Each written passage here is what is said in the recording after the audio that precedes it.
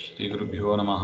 नारायणाय परिपूर्णगुणार्णवाय विश्वोदयस्थितिलयो नियतिप्रदाय ज्ञानप्रदाय विबुधासुरसौख्यदुःख सत्कारणाय वितताय नमो नमस्ते। नारायणं सुरगुरुं जगदेकनाथं भक्तप्रियं सकललोकनमस्कृतं च त्रैगुण्यवर्जितमजं विभुमाध्यमीशं वन्दे भवघ्नममरासुरसिद्धवन्द्यं। नारायणं नमस्कृत्य नरं चैव नरोत्तमं देवीं सरस्वतीं व्यासं ततो जयमुदीरयेत्। कृष्णाय वासुदेवाय हरये परमात्मने प्रणतः क्लेशनाशाय गोविंदाय नमो नमः।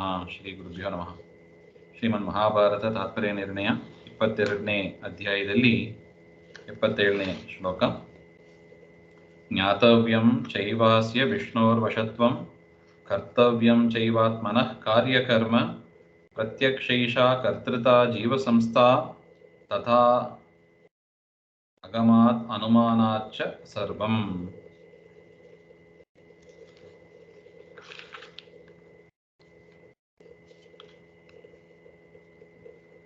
ಸ್ವಪ್ರಯತ್ನ ಅಕರಣೆ ಅನರ್ಥ ಪ್ರಾಪ್ತೇಃ ಈಶ್ವರ ಪ್ರೇರಣ ಅನುಸಂಧಾನ ಅಭಾವೇ ಫಲಸಿದ್ಧಿಶ್ಚ ಉಭಯಮಪಿ ಅವಶ್ಯಕಂ ಇತಿ ಉಪಸಂಹರತಿ ಜ್ಞಾತವ್ಯಮಿತಿ. ಹಿಂದೆ ಭೀಮಸೇನ ದೇವರು ಯುಧಿಷ್ಠಿರನಿಗೆ ತಿಳಿಸಿದಂತೆ ಎರಡು ಅವಶ್ಯಕ ಅಂತ.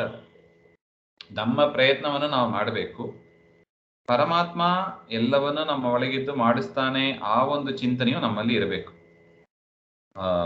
ಒಂದು ನಾಣ್ಯದ ಎರಡು ಸೈಡ್ ಇದ್ದಾಗೆ ಅದು ಎರಡು ಅವಶ್ಯಕ. ಸ್ವಪ್ರಯತ್ನ ಅಕರಣೆ, ನಮ್ಮ ಪ್ರಯತ್ನವನ್ನು ನಾವು ಮಾಡಿಲ್ಲ ಹಾಗೆಂದ್ರೆ ಅನರ್ಥ ಪ್ರಾಪ್ತಿ, ನರಕಾದ್ಯನರ್ಥ ಪ್ರಾಪ್ತಿ ಆಗುತ್ತದೆ. ಇನ್ನು ಈಶ್ವರ ಪ್ರೇರಣ ಇಲ್ಲ ಅಂತ ಹೇಳಿದ್ರೆ ಫಲ ಸಿದ್ಧಿ, ಫಲ ಸಿಗೋದಿಲ್ಲ. ಒಂದು ಕರ್ಮ ಮಾಡೋದು ಯಾತಕ್ಕೆ? ಏನೋ ಒಂದು ದೇವರ ಅನುಗ್ರಹನೋ ಅಥವಾ ಏನೋ ಒಂದು ಫಲ ಸಿಗಬೇಕು ಅಂತಾನೆ ಮಾಡೋದು. ಜ್ಞಾನ ಬೇಕು, ಭಕ್ತಿ ಬೇಕು, ಅಥವಾ ಲೌಕಿಕವಾದ ಸಕಾಮನೆಯಿಂದ ಮಾಡಿದರೆ ಲೌಕಿಕವಾದ ಒಂದು ಫಲ. ಅದರಿಂದ ಪರಮಾತ್ಮ ನಿಯಾಮಕನಾಗಿ ಇಲ್ಲ ಅಂತ ನಾವು ತಿಳಿದು ಮಾಡಿದರೆ ಅದು ಫಲ ಸಿಗೋದಿಲ್ಲ ಹಾಗೆ ಅಂತ. ಅದರಿಂದ ಎರಡು ಮಾಡಬೇಕು. ಜೀವನ ಪ್ರಯತ್ನವನ್ನು ಒಪ್ಪಿಕೊಳ್ಳದೆ ಹೋದರೆ ಅನರ್ಥ ಪ್ರಾಪ್ತಿ ಇದೆ. ಈಶ್ವರ ಪ್ರೇರಕನಾಗಿದ್ದಾನೆ ಅಂತ ತಿಳಿದೇ ಹೋದರೆ ಫಲ ಸಿಗೋದಿಲ್ಲ. ಅದರಿಂದ ಎರಡೂ ಕೂಡ ಮಾಡಬೇಕು ಅಂತ ಹೇಳಿ ಭೀಮಸೇನ ದೇವರು ಈ ಶ್ಲೋಕದಲ್ಲಿ ಉಪಸಂಹಾರವನ್ನು ಮಾಡ್ತಾ ಇದ್ದಾರೆ. ಜ್ಞಾತವ್ಯಮಿತಿ ಅಸ್ಯ ಅಂದ್ರೆ ಜೀವನ, ಜೀವಸ್ಯ ವಿಷ್ಣುವಶತ್ವಂ ಜ್ಞಾತವ್ಯಂ. ಈ ಜೀವನು ಪರಮಾತ್ಮನ ವಶದಲ್ಲಿ ಇದ್ದಾನೆ. ಆತ್ಮನಃ ಕಾರ್ಯಕರ್ತೃತಯ ವಿಹಿತ ಕರ್ಮ ಚ ಕರ್ತವ್ಯಂ ಏವ ಇತ್ಯರ್ಥ. ಜೀವನಾದವ ತನ್ನ ವಿಹಿತ ಕರ್ಮವನ್ನ ಅವಶ್ಯ ಮಾಡಲೇಬೇಕು. ವಿಹಿತ ಕರ್ಮ ಅಂದ್ರೆ ಶಾಸ್ತ್ರದಲ್ಲಿ ಹೇಳಿದ ಸಂಧ್ಯಾವಂದನೆ, ಗಂಡಸರಿಗೆ ಸಂಧ್ಯಾವಂದನೆ, ದೇವರ ಪೂಜೆ, ಶಾಸ್ತ್ರ ಶ್ರವಣ ಇತ್ಯಾದಿಗಳು ಅವಶ್ಯ ಮಾಡಲೇಬೇಕು. ಜೀವಕರ್ತೃತ್ವ ಭಗವತ್ ವಶತ್ವಯೋ ಪ್ರಮಾಣ ಸಿದ್ಧತ್ವಾದಪಿ ತದಂಗೀಕಾರ ಇತ್ಯಾಹ ಪ್ರತ್ಯಕ್ಷ ಇತಿ. ಈ ಒಂದು ವಿಚಾರ, ಈ ಎರಡು ವಿಚಾರ ಏನ್ ನಾವು ನೋಡ್ತಾ ಇದ್ದೀವಿ, ಅದು ಪ್ರಮಾಣಗಳಿಂದಲೂ ಕೂಡ ಸಿದ್ಧವಾಗಿದೆ. ಜೀವ ಕರ್ತೃ ಆಗಿದ್ದಾನೆ ಮತ್ತು ಪರಮಾತ್ಮನ ವಶದಲ್ಲೂ ಇದ್ದಾನೆ ಎಂಬ ಅದು ಪ್ರಮಾಣ ಸಿದ್ಧವಾದ ವಿಷಯ. ಅದನ್ನು ಅಂಗೀಕಾರ ಮಾಡಬೇಕು ಅಂತ ಹೇಳ್ತಾ ಇದ್ದಾರೆ. ಏಷಾ ಜೀವ ಸಂಸ್ಥಾ ಕರ್ತೃತ ಪ್ರಯತ್ನಾಧಿಕರಣತ ಪ್ರತ್ಯಕ್ಷ ಸಿದ್ಧ ಪ್ರಮಾಣ ಸಿದ್ಧಂ ಅಹಂ ಕರೋಮಿ ಇತ್ಯಾದಿ ಅನುಭವ.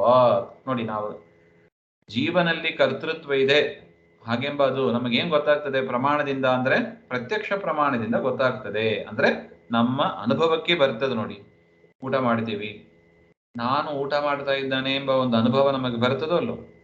ನಾನು ಓದ್ತಾ ಇದ್ದೀನಿ, ನಾನು ಹೇಳ್ತಾ ಇದ್ದೀನಿ, ನಾನು ಕೇಳ್ತಾ ಇದ್ದೀನಿ. ಕ್ರಿಯೆಗಳನ್ನ ಮಾಡಿದಾಗ ನಾನು ಮಾಡ್ತೇನೆ ಎಂಬ ಅದು ಸಾಕ್ಷಿ ಪ್ರತ್ಯಕ್ಷಕ್ಕೆ ಗೋಚರವಾದ ಒಂದು ವಿಷಯ ಅದು. ಅದನ್ನ ಅಲ್ಲಗಳೆಯುವಂತೆ ಇಲ್ಲ. ಅದರಿಂದ ನಾನು ಮಾಡ್ತೇನೆ ಎಂಬ ಅದು ಒಂದು ಅನುಭವ ಸಿದ್ಧವಾದ ಒಂದು ವಿಚಾರ.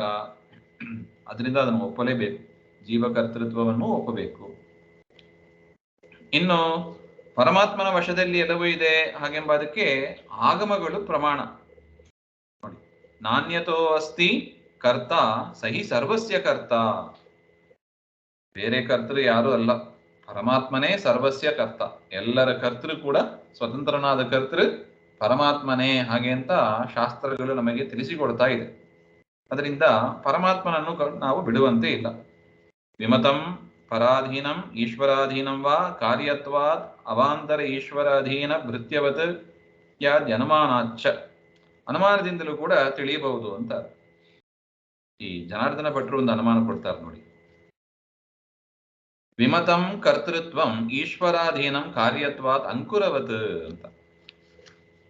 ವಿಮತಂ ಚರ್ಚಾಸ್ಪದವಾದ ಈ ಕರ್ತೃತ್ವ ಅದು ಈಶ್ವರ ಅಧೀನ. ಕರ್ತೃತ್ವ ಅದು ಈಶ್ವರ ಪರಮಾತ್ಮನ ಅಧೀನದಲ್ಲಿದೆ. ಯಾಕೆ? ಕಾರ್ಯತ್ವ ಅದು ಕಾರ್ಯ ಆದ್ದರಿಂದ. ಅಂಕುರವತ್ ನೋಡಿ, ಮೊಳಕೆ ಬೀಜ ಬಿತ್ತಿದಾಗ ಮೊಳಕೆ ಬರ್ತದೆ. ಎಲ್ಲಾ ಬೀಜಗಳು ಮೊಳಕೆ ಬರ್ತದ? ಕೆಲವುದು ಬರ್ತದೆ, ಕೆಲವುದು ಬರೋದಿಲ್ಲ. ಏನೇ ಪ್ರಯತ್ನ ಮಾಡಿದರೂ ಕೂಡ ಯಾವುದು ಬರಬೇಕು ಅದು ಮಾತ್ರ ಬರ್ತದೆ. ಸೊ ಅಲ್ಲಿ ಹೇಗೆ ನಾವು ಈಶ್ವರನ ಅಧೀನ ಅಂತ ಒಪ್ತೀವಿ ನೋಡಿ. ಒಂದು ಸಸ್ಯ ಬೆಳೀತು, ಅಂಕುರ ಬಿಟ್ಟಿತು, ಮೊಳಕೆ ಬಂತು, ದೇವರ ಅನುಗ್ರಹ, ಈಶ್ವರ ಅಧೀನ. ಹಂಗೆ ಬಾಡಿ ಹೋಗೋದು ಉಂಟು. ಅದರಿಂದ ಈಶ್ವರನ ಅಧೀನದಲ್ಲಿ ಎಲ್ಲವೂ ಇದೆ ಎಂಬುದು ನಮಗೆ ಸ್ಪಷ್ಟ ಆಗ್ತದೆ ನೋಡಿ. ಅದರಿಂದ ಇನ್ನೊಂದು ಆಗಮ ಪ್ರಮಾಣವೂ ಇದೆ, ನರತೆ ತ್ವತ್ಕ್ರಿಯತೆ ಹಾಗೆ ಅಂತ. ಪರಮಾತ್ಮನನ್ನು ಬಿಟ್ಟು ಸ್ವತಂತ್ರವಾದ ಕರ್ತರು ಯಾರೂ ಇಲ್ಲ ಅಂತ ಆಗಮ ಪ್ರಮಾಣ ಇದೆ, ಅನುಮಾನದ ಪ್ರಮಾಣವೂ ಇದೆ. ಅದರಿಂದ ಎರಡನ್ನೂ ಒಪ್ಪಬೇಕು. ಜೀವ ಸ್ವತಂತ್ರ ಕರ್ತೃವಾಗಿದ್ದಾನೆ, ಪರಮಾತ್ಮ ಸ್ವತಂತ್ರ ಕರ್ತೃವಾಗಿದ್ದಾನೆ. ಅದರಿಂದ ಜೀವ ತನ್ನ ವಿಹಿತವಾದ ಕರ್ಮವನ್ನ ಪ್ರಯತ್ನಪಟ್ಟು ಮಾಡಬೇಕು, ನಿಷಿದ್ಧ ಕರ್ಮಗಳನ್ನ ಪ್ರಯತ್ನಪಟ್ಟು ಬಿಡಬೇಕು. ಅದಿಲ್ಲದಿದ್ದರೆ ಅವನಿಗೆ ಅನರ್ಥ ಇದೆ. ಇನ್ನು ಎಲ್ಲವೂ ಕೂಡ ಪರಮಾತ್ಮನ ವಶದಲ್ಲಿ ಇದೆ ಅಂತ ತಿಳ್ಕೊಂಡ್ರೆ ಮಾತ್ರ ನಮಗೆ ಪರಮಾತ್ಮನ ಅನುಗ್ರಹ ಆಗಲಿಕ್ಕೆ ಸಾಧ್ಯ.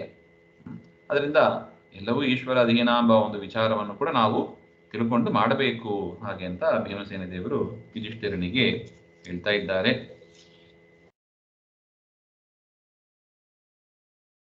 ಇನ್ನು ಮುಂದಿನ ಶ್ಲೋಕದಲ್ಲಿ ವಿಷ್ಣೋರ್ವಶೇ ತನ್ನ ಹೇಯಂ ದ್ವಯಂ ಚ ಜಾನನ್ ವಿದ್ವಾನ್ ಕುರುತೆ ಕಾರ್ಯಕರ್ಮ ತತ್ಪ್ರೇರಕಂ ವಿಷ್ಣುಮೇವಾಭಿಜಾನನ್ ಭವೇತ್ ಪ್ರಮಾಣ ತ್ರಿತಯಾನುಗಾಮಿ ಹಾಗೆ.